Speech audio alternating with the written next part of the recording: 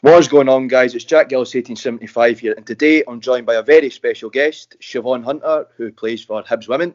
Thank you for joining me today, Siobhan. You're welcome. Thanks for having me.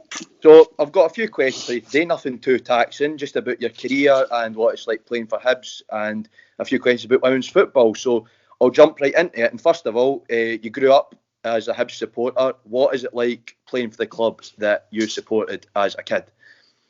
Yeah, I think as a kid, growing up as a Hibs fan, you always dream of playing for Hibs. But to actually go and do that, I think it's very special to me and my family. I think something I always honour every time I put on the strip. I always make sure I give my all, and yeah, it's just a great achievement for me and also my family. I love playing for Hibs. Yeah. So something I'll add on to that is, who was your favourite Hibs player growing up? There's quite a few. I think at my time as a kid, I grew up watching Scott Brown, Derek Riordan, Gary O'Connor. I think they three, were massive players in the game at the time, and obviously massive mentors now. And Scott Brown's still going to this day. But I think, yeah, they all had different attributes to the game. I think they both, all three of them, brought different kind of personalities to the game as well. They enjoyed playing for Hibs, and I think it was an honour as well for them. So, yeah, they three I grew up watching, and obviously still watching Scott Brown as well. Now, for me, it has to be Deke or John McGinn. Yeah. So my next question for you is, what has been your best moment in a Hibs shirt in terms of how it's made you feel on the pitch?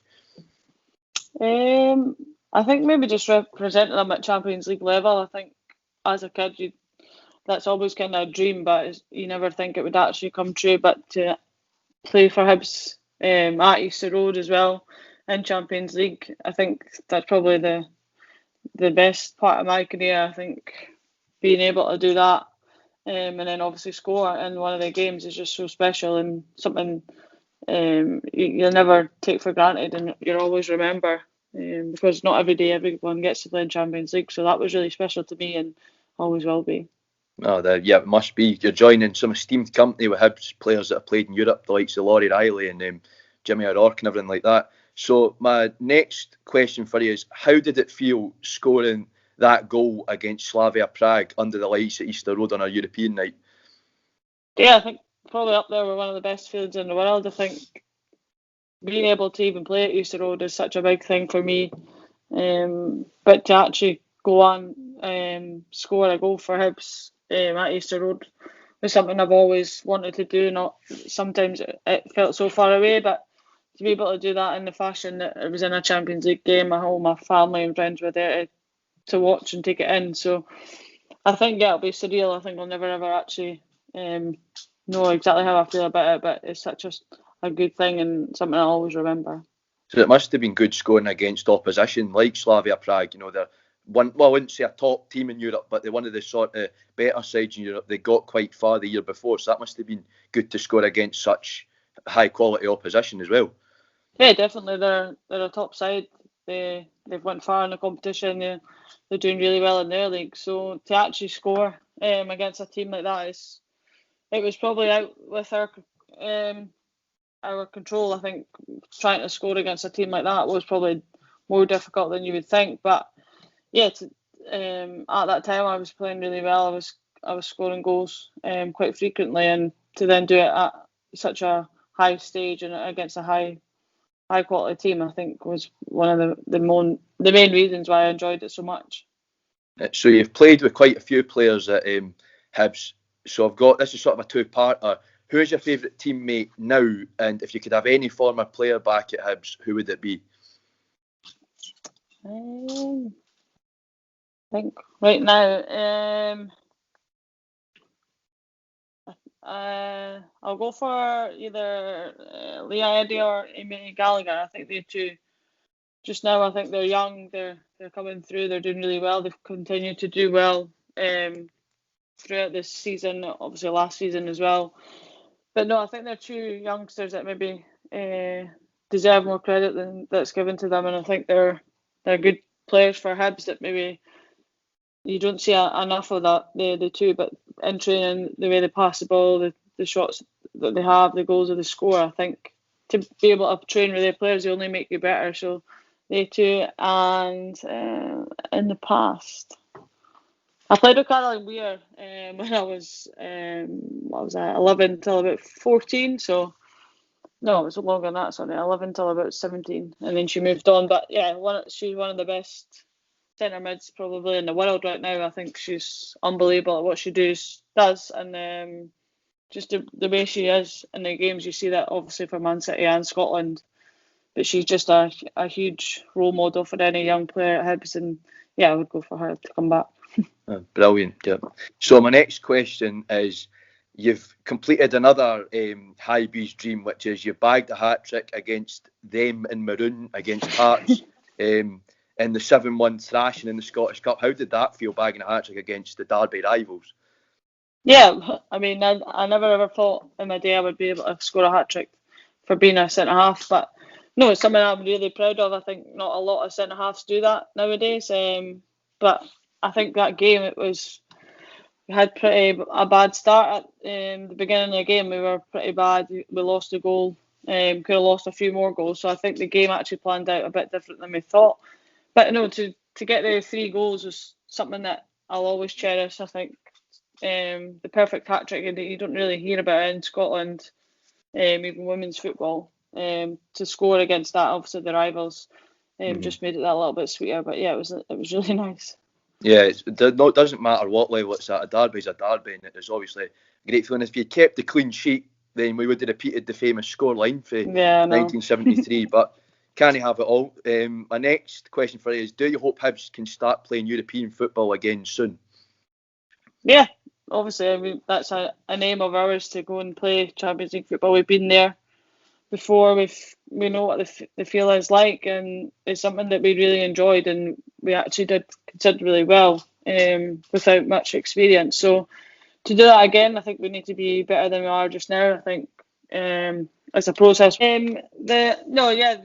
That's obviously an aim of ours. I think to be back there is where we want to be, but the club's maybe going through a transition part that we need to build as a team. Obviously having a new manager and stuff, and the other teams in the league are going full time. So maybe when we start to progress that way, that'll be a massive goal of ours. And I think for a young squad that we are, it's always a dream to go back there and perform at the highest level. It's only going to make our team better. But yeah, something always in the back of our heads. So something I wanted to ask you as well is, obviously you were in the side when we played Bayern Munich a few years ago, and Vivian Miedema was at Bayern Munich. What was it like coming up against a player of her standard? Yeah, it was amazing. I think actually back then she was probably not at her peak. I think she's probably at her peak now. So I can't actually imagine what she's like now. But even back then, she was probably one of Bayern's best players, I would say, at the time. And to even just stand next to her on the pitch, I think was a massive moment. And it's something you just kind of take in. You don't really, the game itself, you were never ever expected to win. So to just enjoy the experience, play against world-class players and maybe learn a little bit off that player. I think watching that game back, it made me realise the differences within the teams, and you can learn a lot even if you're getting beat by a lot of goals. But no, she's someone that's really, really good in the women's game, and you can see it. She's performing every week, scoring every game pretty much. So yeah, you learn a lot, and I think as a team we kind of took that experience from that game into the league and the cup finals as well. Absolutely. So that was good that you mentioned cup finals, because my next question is, you've seen your fair share of silverware with us, with Hibs, obviously. What was your favourite trophy win and why? I think probably the first Scottish Cup. I think we never actually beat Glasgow City within 90 minutes, and I think to do that, that team at the time, I probably would say was probably the best team I've played with at Hibs. Everything just managed to click. I think we were so close to the league at that point, so that was that disappointment. So to get the disappointment of not getting maybe the league, to then top it off to get the Scottish Cup, and I think for obviously Hibs fans as well, Scottish Cup's such a big cup within our club. So to do that at the same time, obviously the men done it, was such a special moment, and yeah, something that's probably one of the most favourite games that I've been involved with. And obviously, we nearly won the cup at the last final at Tynecastle. I was there. How did that feel that we were in touching distance with the cup that season, but in the end, that Glasgow team, which admittedly was a very good Glasgow team, just pipped us to the post? That must have been quite a hard moment, but also a good.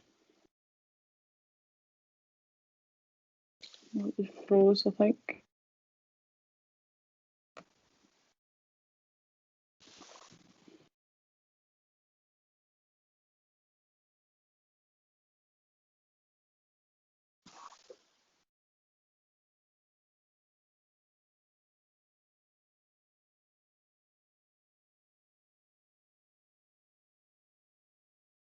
Sorry, that froze. Are you back now? Yeah. So I'll repeat the question. Obviously, we got beat by Glasgow at the cup final at Tynecastle, which is the last one, obviously, before COVID and everything. How did that feel? Because admittedly, it was a very good Glasgow City team, but it must have been quite hard on the squad that we were in touching distance of the cup and doing a double that season, obviously, because we'd won the SWPL Cup. So how did that feel for you within touching distance of the cup, but couldn't manage it against what was quite a good Glasgow City team? Yeah, I think obviously given the Glasgow City at the time, that team was probably one of their better sides. I think give them the credit. They really did perform on the day. I think we did as well. Again, it's a cup final. I think sometimes you lose 3 or 4-0, or you lose a last minute goal like we did. But yeah, I would say that I would probably rather get beat 4-0. It maybe would have been as hard to take, but I think to lose in the manner that we did, the last minute, pretty much the last kick of the ball, to an actual really good finish. But yeah, it's hard to take. I think probably does hurt now. To this day, I think it'll never ever sink in how hard that is to take. But no, I think the team that we had at the time, I think a lot of them have actually moved on. So there's only maybe a few of us left now that played in that team that's maybe not affecting as much. But no, I think to play that game, it was such a high value game. There was a lot of press watching it, a lot of fans. So it made it such a good game for obviously neutrals and fans to watch. But no, it's something that I actually enjoyed the game, but obviously you don't win them all, and I think Glasgow City maybe deserved it a little bit more than we did in the day. But yeah, it was a good game and obviously good for the Scottish League as well. It was good because I like Wolfsburg. They're sort of a European women's team, and obviously they smashed Glasgow 9-1 in the Champions League. So I thought, oh, it's good that the other green team got a bit of revenge for us in the Champions League. My next question is, you've gained a bit of a reputation as a hard player over the years. What would you say to that? I think quite like. It's just something that I think maybe has gone through my family. I think we're quite a passionate family. We obviously love Hibs.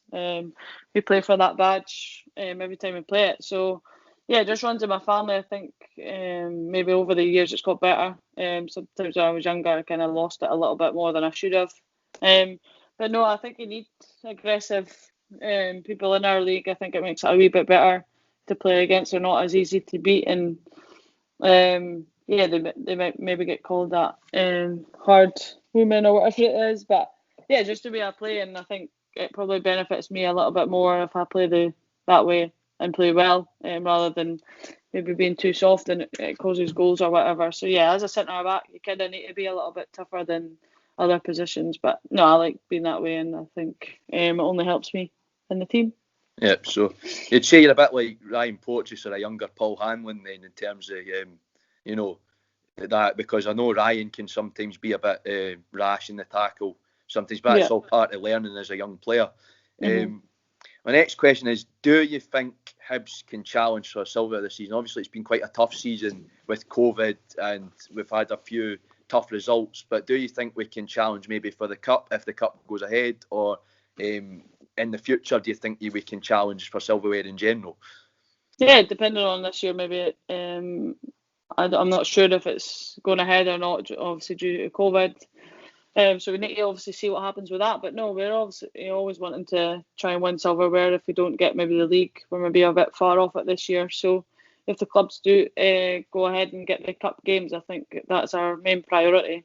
One of them is still ours, so we want to retain that, and then obviously give it a go and try and get the other one back. But no, the teams are getting better within the league, and I think it's only making it a better competition for each team. It's not at the start of the year, it's maybe all Hibs and City are going to win the cup. It's now there's other teams in there involved that are now up there trying to challenge. So it makes it better for us. It makes it a lot more enjoyable, and I think it's better games for us to play. And I think it's not an easy run. No, you're getting to the semi-finals without being challenged. So every game's now hard. So yeah, looking forward to it, and something that we're really, really desperate to get a hold of again.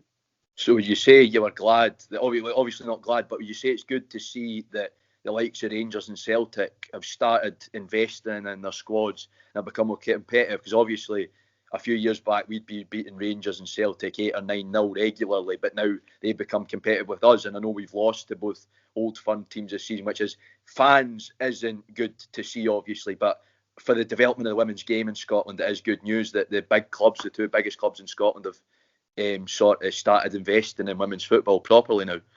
Yeah, for sure. I think Celtic and Rangers have maybe actually waited a bit longer than they should have. I think they maybe should have done it a long time ago, and it's good to see they're actually back in the women's side now, and to get that much money into the clubs is great for Celtic and Rangers. I think they're in a really good position right now. They're only going to get better with the backing of both teams, and I think for them to be better, that makes us then make ourselves better, makes Glasgow City better, and all the other teams as well. They're all chasing up.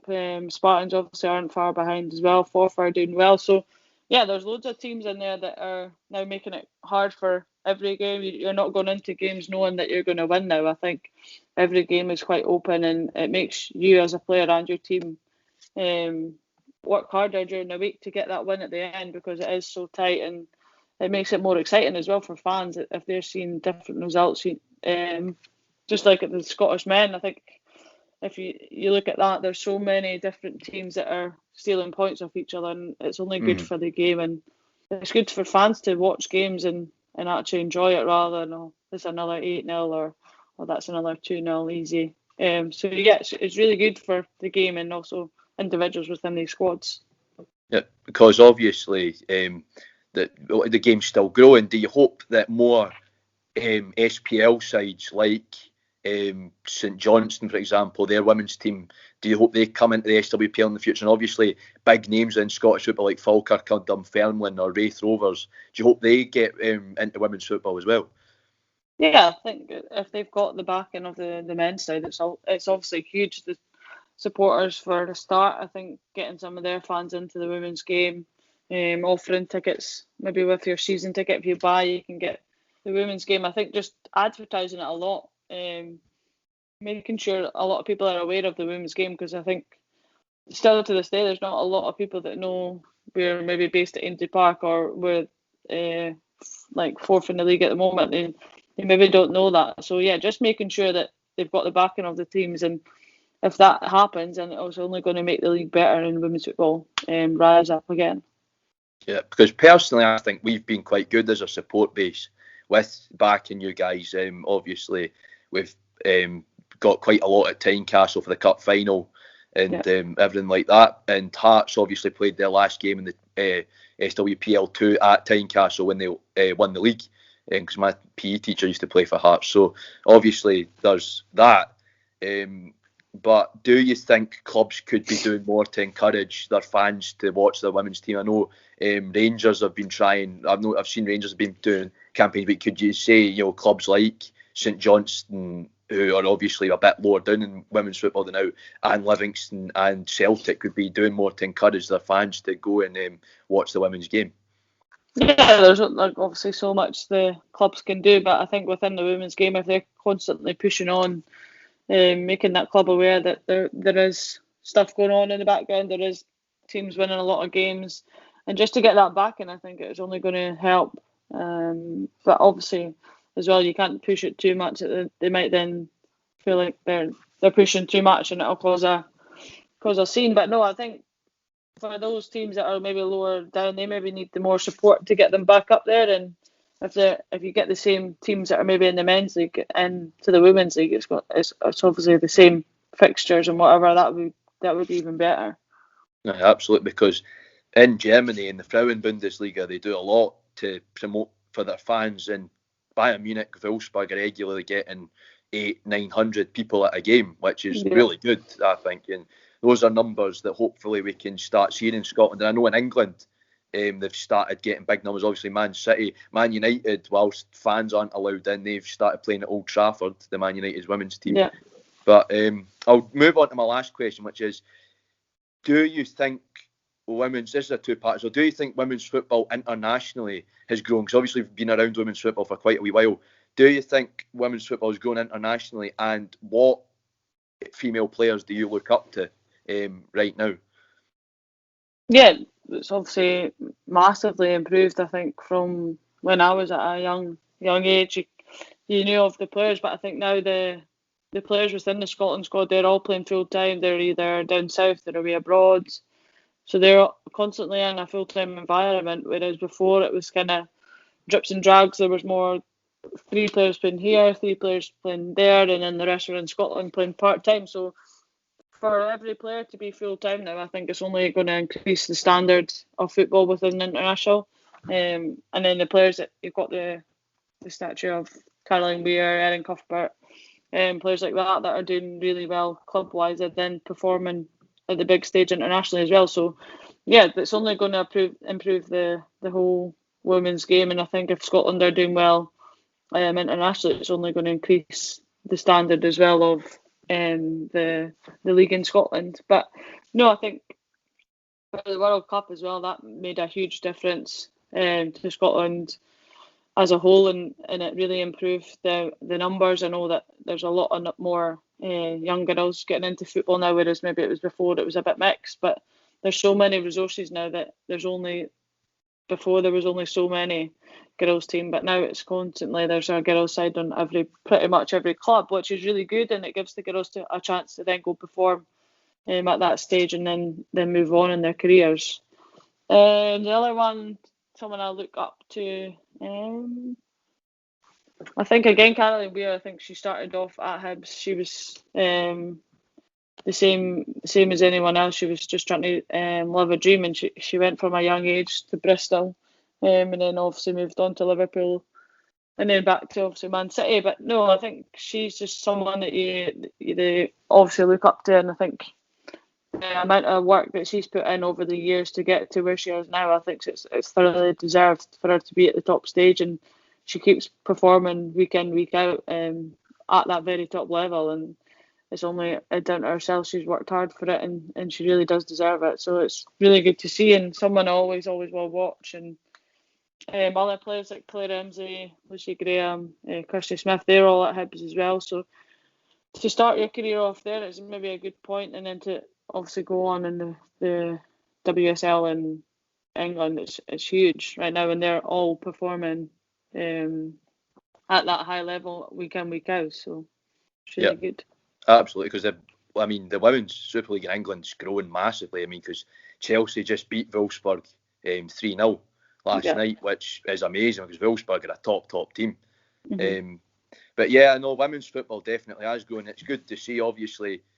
I watch it in Germany, and it's growing there massively. I'm a big fan of the Frauen Bundesliga as well. So yeah, I've watched it there. I've been watching Wolfsburg and Turbine Potsdam and watching them grow.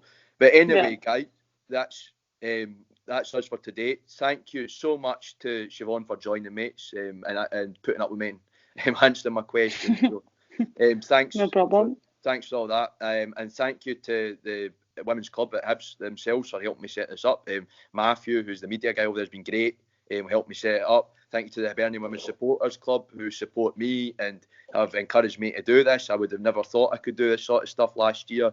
And I'll give a quick shout out to the Strong Opinions Hibs podcast who had me on yesterday. I had a great chat with the lads. The episode should be out tonight. So keep your eyes peeled for that, where we talk about Hibs, Scotland, Kevin Nisbet and much more. So hope you guys enjoy that. Remember, if you enjoyed this video, to leave a like, and if you're new to the channel, please subscribe for unique football content, and I'll see you all in a while. Jack out.